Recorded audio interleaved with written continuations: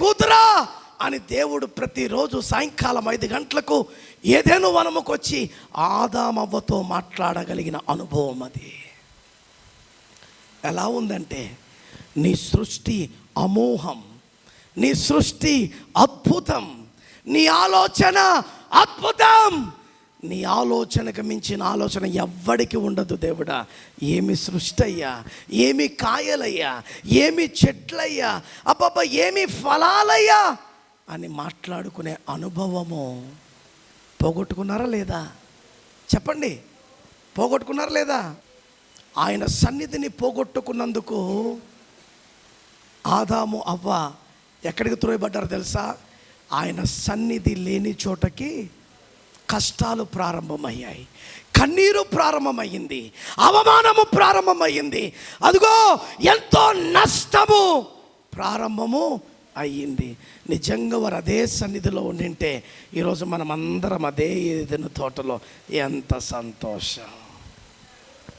చెప్పండి చెప్పండి, మనం పాడతాం, రాజాని సన్నిధిలో మనసారా ఆరాధిస్తూ బ్రతికేస్తానయ్యా.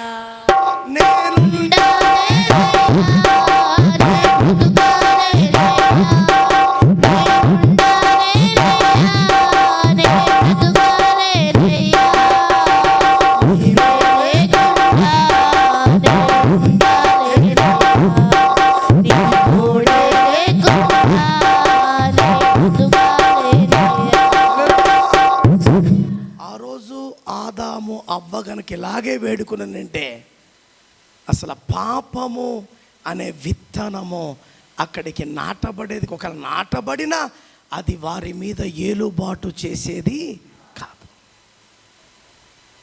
అందుకే ఈరోజు మనం ఎరిగి ఎరిగి ఎరిగి ఏమైపోతున్నామో తెలుసా? చెడిపోతున్నాం. You know what you are speaking, you know what you are seeing, you know what you are doing. నీకు తెలుసు నువ్వేం మాట్లాడుతున్నావో, నీకు తెలుసు నువ్వేమి చూస్తున్నావో, నీకు తెలుసు నువ్వు ఏ విధంగా దానిలో కొనసాగుతున్నావో. చాలా జాగ్రత్త, చాలా జాగ్రత్త. అందుకే ఎఫెసీయులకు రాసిన పత్రిక 4వ అధ్యాయము 22, 23, 24 వచనాలు చదువుకుందాం. కావున మునుపటి ప్రవర్తన విషయములైతే మోసకరమైన దురాశల వలన చెడిపోవు మీ ప్రాచీన స్వభావం. గుర్తుపెట్టుకోండి, అండర్లైన్ చేసుకోండి. ఏ స్వభావం అంట? ప్రాచీన స్వభావం. అంటే మారని స్వభావం, ఎవడు మార్చలేని స్వభావం. కుళ్ళు, కుతంత్రం, పాపం, పాపపు ఆలోచన, పాపపు తలంపు. ఇంకా ముందుకు పోతే ఏమంటున్నాడు?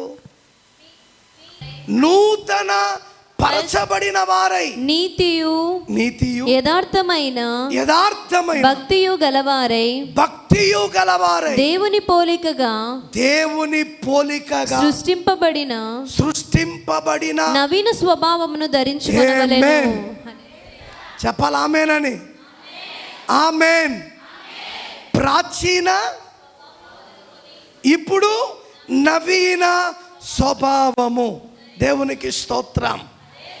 ప్రాచీన స్వభావం ఎటువంటిదంటే, ఎలక తోలు ఏడాది ఉతికిన నలుపు నలుపే కానీ తెలుపు కాదు. ఎన్ని వాక్యాలు విన్నా, ఎన్ని గద్దింపు మాటలు విన్నా ఆ జీవితాలు మారవు.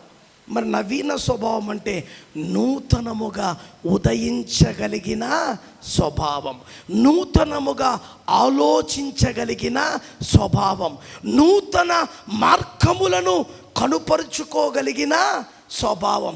ఇది ఎవరి స్వభావము? దేవుని స్వభావము. దేవునికి స్తోత్రం. హల్లెలూయా, హల్లెలూయా. ఎందుకు ఈ లోక మర్యాదను మనం అనుసరించకూడదు? అప్పుడు బూతులు మాట్లాడావు, ఇప్పుడు చచ్చిన నీ నోటమ్మ నుండి ఒక్క బూతు కూడా రాకూడదు. అదే మార్పు. మరి ఈరోజు దుస్థితి ఏంటంటే సేవకులు కూడా బూతులు మాట్లాడి వాక్యాలు చెప్తున్నారు. ఇటువంటి వాడు పరలోకానికి వెళ్తాడా? నా నా నా మాటను బట్టి కాదు, దేవుని వాక్య మాటను బట్టి చెప్పండి. ఒరే ఎదవా పోరా అంటే అది ఏదో కామన్ వర్డ్స్ అనుకుందాం. ఇంకా డాష్ డాష్ డాష్ అని తిట్టేవాళ్ళు చాలామంది. నా కొడుకులనే తిడతా, నా కూతురులనే తిడతా, నేను బయట వాళ్ళది. ఎవరిని తిట్టినా తిట్టుగా అదేటి చెప్పండి? బయటోడు కొడితే ఒక నొప్పి, నేను కొడితే ఒక నొప్పి. ఇద్దరికి ఒక నొప్పి కదా, ఇద్దరికి ఒకే ఏటు కదా. ఆలోచించు. 2 విషయాలు తెలుపుతున్నాడు ఇక్కడ. ఒకటి ప్రాచీన స్వభావం. ప్రాచీన స్వభావం అంటే పాకరి పట్టిన స్వభావం. చూడ కొన్ని నీళ్ళు ఉంటాయి, ఏం పట్టింటారు అక్కడ? పాకరి. అబ్బా ఎంత బాగున్నావే అని పోతావు పాకరిలోకి? చెప్పండి, ఏ నీళ్ళ కోసం చూస్తావు? పారే నీళ్ళు ఉన్నాయా, శ్రేష్టముగా కనబడే నీళ్ళు ఉన్నాయా అని తెలివైన వాడు అయితే ఏం చేస్తాడు చెప్పండి? పారే నీళ్ళ దగ్గరికి వెళ్తాడు. మన దుస్థితి ఏంటంటే అన్నీ ఎరిగి కూడా ఆ పాచు జీవితం వద్దని మరలా పాచులోకే మనము వెళ్తున్నాం. దాని ఏ స్వభావం? అది ప్రాచీన స్వభావం. మరి దేవునిలో కలిగే స్వభావము నవీన స్వభావం అనగా ఉదయించగలిగిన, ప్రకాశించగలిగిన స్వభావం. చూడరా, వీనికి ఇంత కోపం వచ్చినా ఒక్క బూతు కూడా తిట్టలేదు. ఎస్, అదే మార్పు. అప్పుడు మాట అంటే రెచ్చిపోయేవాడు, ఇప్పుడు ఎన్ని మాటలన్నా సచ్చాడురా. దీనికి కారణం ఏంటో తెలుసా? దేవుని బిడ్డగా మార్చబడ్డాడు. ఎక్కడుంది చెప్పిది? ఉందా నీ జీవితంలో? అమ్మా ఉందా నీ జీవితంలో? ఉందా నీ జీవితంలో? ఒకరోజు షరీనగర్ చర్చ్ దగ్గర ఒకరు గొడవ పెట్టుకున్నారు, మాతోటే గొడవ పెట్టుకున్నారు. కారు వస్తుందమ్మా, కొద్దిగా సైకిళ్ళు తీయండి అంటే దానికి మా ఇంటి మీదే ఉన్నాయి సైకిల్ అవి ఇవని మాట్లాడు. ఈ లోపల కొత్తగా రక్షింపబడిన ఒక ఆయన వచ్చాడు. మీకు ఇంతకుముందే చెప్పా, ఏయ్ అంటాడు, అంటున్నాడు, ఏయ్ అంటున్నాడు, అన్నాడు. నాకు అర్థం కాదు, ఇదేం జబ్బేమైనాకి ఇట్లా టెన్షన్గా కొంతమంది మాట్లాడుతుంటే వణుకొచ్చేస్తూ ఉంటుంది అట్ట కదా. ఏమైనా జబ్బేమో అనుకుని నేను ఆ గొడవంతా అయిపోయాక, ఏంట్రా బాబు అలాగైపోతున్నావు అంటే, వచ్చేస్తున్నాయి సార్ దాన్ని మింగేస్తున్నాను అంటున్నాడు. ఏంటి వచ్చేస్తున్నాయి? దాన్ని ఏమొస్తున్నాయి, ఏం మింగుతున్నావంటే బూతులు వచ్చేస్తున్నాయంట.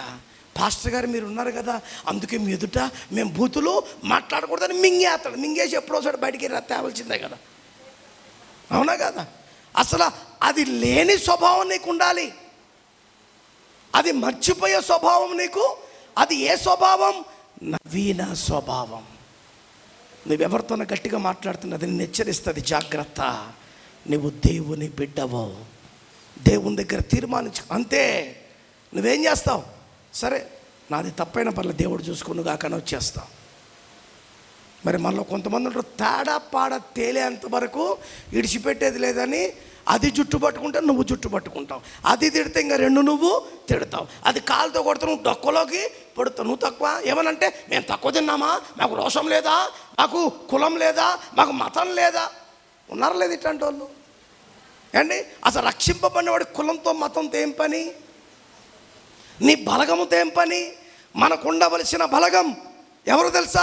సైన్యములకు అధిపతియగు దేవుని సమూహ బలము మనకుంటే చాలు. అది ఎవ్వడికి కనపడదు, కానీ అది మనల్ని ఏం చేస్తుంటుంది? రక్షిస్తూ వస్తుంది. దేవునికి స్తోత్రం. హల్లెలూయా, హల్లెలూయా. ఎవరిని రక్షించింది? షద్రక్ మేషక్ అబేద్నెగోని రక్షించింది, దానియేలును రక్షించింది, దావీదును రక్షించింది. హల్లెలూయా. ఎంతోమంది భక్తులను అలాగా దేవుడు రక్షించుకుంటూ వచ్చాడు. దేవునికి స్తోత్రం. హల్లెలూయా, హల్లెలూయా, హల్లెలూయా. బబులోను దేశమందున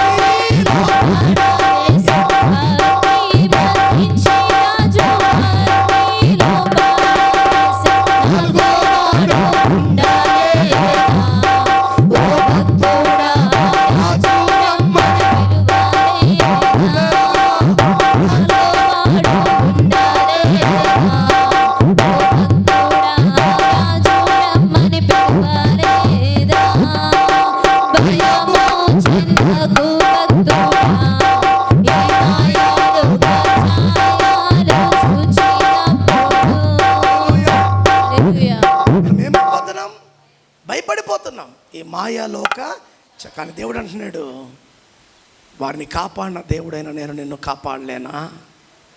వారిని నిలబెట్టిన దేవుడైన నేను నిన్ను నిలబెట్టలేనా?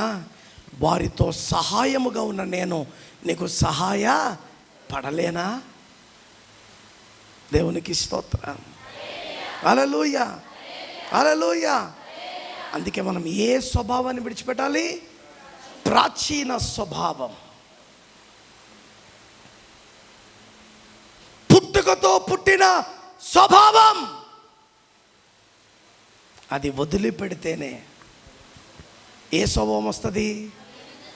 దేవుని మనస్సులో ఏ క్రియలు ఉన్నాయో ఆ నూతన క్రియంతని జీవితంలోకి. అందుకే ఫిలిప్పీ సంఘముతో అపోస్తలుడైన పౌలు అంటున్నాడు, క్రీస్తు యేసునకు కలిగి ఉన్న ఈ మనస్సును మీరు ఎవడుకుందండి? ఈ మనస్సు ఉందా? ఈ మనసు నీకుందా? ప్రేమించగలిగిన మనసు, ఆదరించగలిగిన మనసు, అర్థం చేసుకోగలిగిన మనసు, ప్రోత్సహించగలిగిన మనసు, నేనున్నాను అని ధైర్యము చెప్పగలిగిన మనసు ఎవరికన్నా ఉందా? అమ్మో ఇట అంటే అంతా నన్ను ఎత్తి మీద పడుతుందేమో, అమ్మో ఇట చేస్తే అర్థమవుతుందేమో, అమ్మో ఇది చేస్తే. కానీ దేవుని మనసు ఎటువంటిదో తెలుసా? అటువంటిదే, ధైర్యమునిచ్చే మనస్సు. దేవునికి స్తోత్రం. హల్లెలూయా. ఇది దేవుని వల్ల మాత్రమే సాధ్యపరచబడగలిగిన మనస్సు. దేవునికి స్తోత్రం. అందుకే మారామంటూ గొప్పలు చెబుతారు, గొప్పలు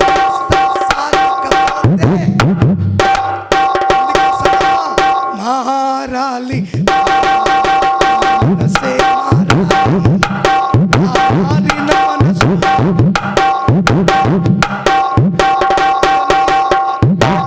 ఏంటంట? ఆ మారిన మనసు దేవునికి ఇస్తేనే మారాము అని లోకంలోనే పెట్టుకుంటున్నాం. మారాను అని ట్రంక్ పెట్టిలో తాళం వేసుకుంటున్నాం. మారాను అని లాకర్లో, బీరువా లాకర్లో పెట్టి ఏం మారావు? ఏం మారావు? చెప్పండి, ఏం మారావు? ఈ మారిన మనసు ఎవరికి ఇవ్వాలంట? ఎవరికి ఇవ్వాలంట? ఎవరికి ఇవ్వాలంట? ఎవరికి ఇవ్వాలంట? కుర్చీలో కూర్చోవాలి, చెప్పండి, ఎవరికి ఇవ్వాలి? హల్లెలూయా. దేవునికి ఇస్తే ఫలితం, దేవునికి ఇవ్వకపోతే నష్టం. చెప్పండి, దేవునికి ఇస్తే ఫలితం, దేవునికి ఇవ్వకపోతే నష్టం కావాలా, ఫలితం కావాలా? హలో హలో హలో, లేవా? చేతులు చచ్చుబడినాయా? నాకు ఫలితం కావాలన్న చేపకెత్తండి. సుమంత్ గారు రెండు ఎత్తేస్తున్నాడు. ఎరా చెప్పండి, ఏం కావాలా? ఫలితం. నష్టం? మనము ఫలితం నష్టం అని చాలా ఈజీగా అంటాం, కానీ పొలాలు వేసిన వారికి నష్టం కలిగితే వారు ఎంత కురింగిపోతారో మనం ఆలోచించాం. అదే లాభం కలిగిందనుకో, అమ్మయ్యా ఇంకా నేను పంట ఏను అండు, ఏమనుకుంటాడు తెలుసా? మరలా వేస్తాను, మరలా లాభము కలుగును గాక. చెప్పండి, మరలా లాభము కలగాలని వేస్తాడు. నా ఒక్కడి పొట్టే కాదు, అందరి పొట్టలు నిండుగా ఉండాలని వేస్తాడు. నష్టపోతే మనం చూస్తున్నాం కదా, పేపర్లో, మీడియాస్లో ఏమని అయ్యో నష్టపోయి పురుగుల మందు తాగి. నేనంట, ఈరోజు నువ్వు నష్టపోకూడదంటే నీ కష్టమంతటిని దేవుని చేతిలో పెట్టు. నువ్వు పెట్టగలిగితే నీ నష్టమును దేవుడు సమృద్ధిగా మార్చగలుగుతాడు. దేవునికి స్తోత్రం. హల్లెలూయా, హల్లెలూయా. మన దేవుడు ఏ దేవుడు అంటండి? సమృద్ధిని ఇవ్వగలిగిన దేవుడు. కనుక ఏది మారాలి ఇప్పుడు? చెప్పాలి. ఏది మారాలి? చర్చిలో ఉన్నందరూ మారిపోద్ది. చర్చి మెట్లు దిగ్గానే వచ్చేస్తుంది, ఏదో ఆవరించేసినట్టు. ఏంటి? వచ్చరా అన్నట్టు. మెట్లు దిగగానే మెట్లు ఎక్కుతుంటే సచ్చర సచ్చర సచ్చర సచ్చర మెట్లు ఎక్కుతుంటే, దిగుతుంటే వచ్చర వచ్చర వచ్చర. యాడుంది మార్పు చెప్పండి? సచ్చేది నువ్వే, అదే మరి వచ్చేది నువ్వే. ఏమైనా కారణం ఉందా? అంజూరపు చెట్టు ఒకటి ఎక్కడ నాటాడంట చెప్పండి? లూకాసు వార్త 13వ అధ్యాయం అనుకుంటా ఉంది. తోటమాలి కష్టపడ్డాడు, నీరు పెట్టాడు, మందు కొట్టాడు, జాగ్రత్తగా చూసుకున్నాడు. కానీ కానీ కానీ యజమానుడు ఆ చెట్టుల దగ్గరకు వచ్చి పళ్ళు ఎత్తుకుతుంటే ఒక్క పండు కూడా దొరకలేదంట. అప్పుడు దేవుని స్వరం ఏమని వినపడుతుందో తెలుసా? ఇప్పటికే సమయం ఎక్కువైపోయింది, దీన్ని నువ్వేం చేయి, నరికే. అప్పుడు తోటమాలి దేవుని పాదాలు పట్టుకుంటున్నాడు. ఇప్పుడు ఆ తోటమాలి ఎవరో తెలుసా? నీ సంఘ కాపరి అయిన నేనే. అయ్యా, ఈ సంవత్సరం కాకపోతే వచ్చే సంవత్సరమైన నా బిడ్డలు నీ కొరకు ఫలిస్తారయ్యా. ఇంకా కష్టపడతానయ్యా, చెమటోరుస్తానయ్యా. నాకు బాగున్నా బాలేకపోయినా నీ మాటను నేను బోధిస్తానయ్యా, నీ మాటను సంఘానికి కనుపరుస్తానయ్యా. నేను ఎంత చేయగలిగితే అంత చేస్తానయ్యా. ఇంకొక సంవత్సరము నా బిడ్డలకు సమయం ఇవ్వయ్యా. చదువుకో ఇంటికి వెళ్ళాక ఆ మాటలు. ఏడుస్తున్నాడంట ఎవరు? తోటమాలి. ఈరోజు ఈ బ్రేక్ త్రూ చర్చికి తోటమాలి నేను. దీని యజమానుడు ఎవడో తెలుసా? దేవుడు. మరి ఒకవేళ ఈరోజు అదే దేవుడు నిన్ను నీ దగ్గరికి ఒక్కొక్కరిగా వచ్చి ఆయన నీ ఫలించావా లేదా అని చూస్తుంటే, ఒకరు విడువబడి ఒకరు ఎత్తబడితే దానివల్ల నాకు ప్రయోజనం ఉంటుందా? అది నాకు సంతోషాన్ని ఇస్తుందా? అది నాకు ఆనందాన్ని ఇస్తుందా? అది నా గుండెను పగలగొట్టేస్తుంది. కారణం ఏంటో తెలుసా? ఫలిస్తే అందరం ఫలించాలి, వెళ్ళిపోతే అందరము వెళ్ళిపోవాలి, కలుసుకుంటే అందరము కలుసుకోవాలి. ఏ ఒక్కరు విడువబడుట నాకు ఇష్టమో లేదు. అందుకే సంఘముతో మాట్లాడుతున్నాడు, ఈ లోక మర్యాదను అనుసరింపక. సంగమా, నువ్వు వేరు చేయబడ్డావు. సంగమా, నిన్ను పేరు పెట్టి పిలిచాడు. సంగమా, నువ్వంటే నా దేవునికి చాలా ఇష్టం. సంగమా, నీవు కూడా నా దేవుని అలా ప్రేమించగలిగితే, నీవు నా దేవుని కొరకు అలా నిలబడగలిగితే, నువ్వు నా దేవుని కొరకే ఆశపడగలిగితే, ఆశపడిన ప్రాణమును తృప్తిపరచడానికి నా దేవుడు సిద్ధముగా ఉన్నాడు. ఫలించే స్థితిలో నీవు ఉన్నావా? ఫలములు లేని స్థితిలో నీవు ఉన్నావా? ఎన్ని మాటలు దేవునితో మాట్లాడుతున్నా వింటున్నావు, విడిచిపెడుతున్నావు. కానీ ఎందుకు పరిశుద్ధాత్మ దేవుడు ఈరోజు తన వాక్యము ద్వారా ఒక బలహీనుని నిలబెట్టుకుని మాట్లాడుతున్నాడు? దీనికి కారణం ఏంటి అనే ఆలోచన కూడా నీకు లేకపోవడం అనేది నా మనసు ఎంతగానో కృంగదీస్తుంది. రాసుకొచ్చిన మాటలు కాదండి ఇక్కడ చెప్తుంది. పరిశుద్ధాత్మ దేవుడు బయలుపరుస్తున్న మాట నీతో మాట్లాడుతున్నాడు. ఆలోచించు. నువ్వు పరలోకానికి వెళ్ళిపోయి నీ భర్త నరకానికి వెళ్ళిపోతే నీకు సంతోషమా? నీ పిల్లలు పరలోకానికి వెళ్ళి తల్లిదండ్రులు ఇద్దరు నరకానికి వెళ్ళిపోవడము సంతోషమా? ఒక బంధువింటికి, ఒక కార్యక్రమానికి నా కుటుంబం అంతా ఏ విధంగా కలిసి వెళ్ళాలని నువ్వు ఆశపడుతున్నావో, అలాగే దేవుని చెంతకు కూడా మనం అందరం కలిసి వెళ్ళాలి కదా. నువ్వు సంతోషపడుతుంటే, నీ భర్త నరకములో వేదన చెందుతుంటే నీకు సంతోషమా? భార్యాభర్తలైన మీరు దేవుని సన్నిధికి వచ్చి దేవుని ఆశీర్వాదాలతో మునిగిపోయి నీ పిల్లలు భ్రష్టత్వములో ఉండడం నీకు ఇష్టమా? మీ కాళ్ళు పట్టుకుంటున్నాను ప్రియ దేవుని సంగమా. దేవుని మనసును ఎరగడానికి ప్రయత్నం చేయి. దేవుని వాక్యము ఎందుకు నాతో మాట్లాడుతుందో ఆలోచించడానికి నువ్వు ప్రయత్నము చేయి.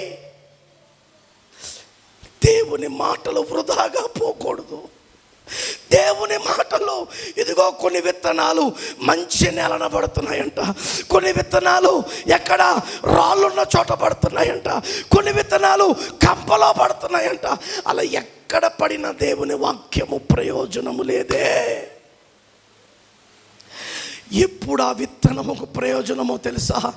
ఆ విత్తనము సరైన నేల మీద పడినప్పుడు, సరైన నీరు దానికి అందినప్పుడు, సరైన కాపుదల దానికి ఉన్నప్పుడు, సరిగా నడిపించే నాయకుడు తోట మాలి ఆ పొలానికి ఉన్నప్పుడు, ఆ పొలము నుండి ఎవరు ఏమీ దొంగిలించలేరు. లోకమునైనను లోకములు ఉన్న వాటిని నన్ను ప్రేమించొద్దు, లోకాన్ని స్నేహించొద్దు. ఈ లోక వాళ్ళేమనుకుంటారు, వీళ్ళే ఎవడు ఏమని అనుకొని, అసలు దేవుడు మన కొరకు ఏమనుకుంటున్నాడో ఆలోచించు, ఏం కోరుకుంటున్నాడో ఆలోచించు. ఇవి కొత్త పద్ధతులు కాదు. 2024 సంవత్సరాల కిందటే లిఖితము చేయబడిన మాటలివి. అందుకే ఈ బైబిల్కి వచ్చిన పేరేంటో తెలుసా? పరిశుద్ధ గ్రంథం, జీవ గ్రంథం, మనసులను చూడగలిగిన గ్రంథం. ఈరోజు దేవుని వాక్యం అర్థం చేసుకోకుండా ఎవడు ఫిలాసఫీలు వాడు ఏం చేస్తున్నారు? లోకములో నాటుకుంటూ వస్తున్నారు. అది ఎంతవరకు నాటబడుతుందో, ఎంతవరకు ఎదుగుతుందో, ఎక్కడది కొట్టబోయబడుతుందో ఆలోచించొక్కసారి. అందుకే ఈ లోక మర్యాదను నీవు అనుసరించొద్దు. నీ ప్రాచీన జీవితాన్ని తీసివేసుకో. అడుగు దేవుణ్ణి. తీసివేసుకో అంటే నువ్వు నన్ను తీసివేసుకోలేం. నువ్వు దేవుణ్ణి అడగగలిగితే, నీ ప్రార్థన దేవునికి అంగీకారమైతే, నీ ప్రార్థన, నీ కన్నీరు దేవుడు చూడగలిగితే, ఈ క్షణమే ఆయన నీ హృదయాన్ని తాకి నిన్ను శుద్ధినిగా చేసి పవిత్రుల జాబితా లెక్కలలో నిన్ను నన్ను నిలపడానికి ఆయన సిద్ధముగా ఉన్నాడు. ఇది చెప్పబడినది కాదు, ఇది రాయబడినది. అందుకే 2 కొరింథీయులకు రాసిన పత్రిక 5వ అధ్యాయం 17వ వచనం అన్నాడు, ఎవడైనను యేసుక్రీస్తు నందు ఉండిన ఎడల వాడు నూతన సృష్టి, పాతవి గతించెను, సమస్తము క్రొత్తవాయెను. ఏమైంది నీ జీవితంలో క్రొత్తగా? ఏమైంది నీ ఆలోచనలో క్రొత్తగా? ఏమైంది నువ్వు బ్రతుకుతున్న ఈ కాలంలో నీ జీవితంలో క్రొత్తగా ఆలోచించగలుగుతున్నావా? కొత్తవి అనగానే సున్నం గుర్తుకొస్తుంది, కొత్తవి అనగానే కొత్త వస్త్రాలు గుర్తుకొస్తాయి, కొత్తవి అనగానే అన్ని కొత్తవి. ఇవి కాదు కొత్త. ఎన్నిసార్లు సున్నం కొట్టిన గోడ మాసిపోవలసిందే. ఎన్ని షోరూమ్ నుంచి బండ్లు కొన్నా ఏదో ఒక రోజు అది తుప్పు. కానీ తుప్పు పట్టక పాడవకుండా ఉండే స్వభావం ఎవరిదో తెలుసా? ఎవరిదో తెలుసా? ఎవరిదో తెలుసా? నీవు నేను ఆరాధించే దేవునిది. అందుకే ఆయన నవీన స్వభావమును మనం కలిగి ఉండాలి. మనం బ్రతికితే ఎవరి కొరకు బ్రతకాలా? దేవుని కొరకు మాత్రమే బ్రతకాల. ఉంటాయి కష్టాలు, ఉంటాయి నష్టాలు, ఉంటాయి సమస్యలు. నేను ఇంకో మాట అంటున్నా, కష్టాలు, సమస్యలు, ఇరుకులు, ఇబ్బందులు వస్తేనే నీ జీవితము దేవునిలో కొనసాగుతుందని ఒక సూచన, ఒక హెచ్చరిక నీకు. హ్యాపీ సార్, బిందాస్, గుడ్డు సార్ అన్నావా, నీకు తర్వాత అంతా లడ్డే. అర్థమవుతుందా? యేసు క్రీస్తు నందు బ్రతకగోరు వారికి ఏం కలుగుతుంది అంటున్నాడు? శ్రమ. శ్రమ లేనిదే క్రైస్తవుడు లేడు. శ్రమ లేనిదే ఆయన బోధ లేదు. శ్రమ లేనిదే ఆయన కార్యము లేదు. అందుకే శ్రమయందు నాకు నీ ధర్మశాస్త్రమే సంతోషమియని ఎడల బహుకాలము క్రితమే నేను నశించిపోవుదునయ్యా అని అంటున్నాడు. మన పాటల పుస్తకం ఉంటుంది, నీ వాక్యమే నన్ను శ్రమ కొలిమిలో బ్రతికించుచున్నది. నా భర్త నుండి, నా భార్య నుండి, నా పిల్లల నుండి, నా స్నేహితుల నుండి, నాకున్న వారందరి దగ్గర నుంచి నన్ను చెడుగా చేశారు, ఇష్టానుసారంగా మాట్లాడారు. కానీ దేవుని వాక్యం, ప్రభా నీ వాక్యాన్ని చదువుకుంటున్నాను నాయన అని నువ్వు తెరిచి చూడగానే దేవుని వాక్యము నిశ్చయముగా నీతో మాట్లాడుతుంది. ఆ మాట నీకేమిస్తుంది? ఎన్నో పాటమ్మా, 211 బ్రేక్ త్రూ స్తుతి గీతాల నుంచి చూసుకోండి. ఇప్పుడు పాడను నేను, ఆ పాట అర్థమంతా దేవుని వాక్యం కొరకే. పల్లవి ఒక్కటి, నీ వాక్యమే శ్రమ కొలిమిలో నన్ను బ్రతికించుచున్నది. ఎవరిని బ్రతికిస్తుందంట? నన్నంటే ఎవడు? నిజముగా దేవుని వాక్యానికి విలువనిచ్చేవాడు, నిజముగా దేవుని కొరకు రోషము కలిగి బ్రతకగలిగిన వాడికి దేవుని వాక్యం ఏమిస్తుందంట తెలుసా? ఏమిస్తుంది? బ్రతుకునిస్తుంది, బ్రతుకునిస్తుంది, బ్రతుకునిస్తుంది, బ్రతుకునిస్తుంది. అలాంటి బ్రతుకు నీకు కావాలని ఆశపడుతున్నావా? ఆశపడితే లేచి నిలబడు. అందరము దేవుని దగ్గర అడుగుదాం, ప్రభా ఒక్కసారి నన్ను జ్ఞాపకం చేసుకోవా. ఈ లోక మర్యాదను ఎవరతల బ్రతకాలనుకున్నారో వారు మాత్రమే లేచి నిలబడండి. నేను కాదు చూస్తుంది, దేవుడు చూస్తున్నాడు. నువ్వు దేవునికి భయపడాలి, నువ్వు దేవునికి భయపడాలి.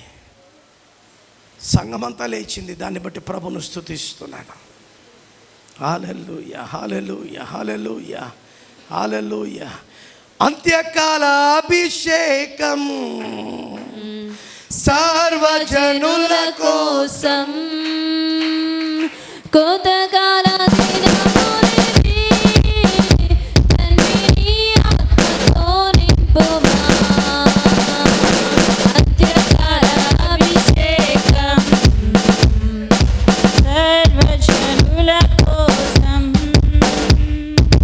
కోతకాల దినములివి, తండ్రి ఆత్మతో నింపుమా. అంటే అందలే నా దేవా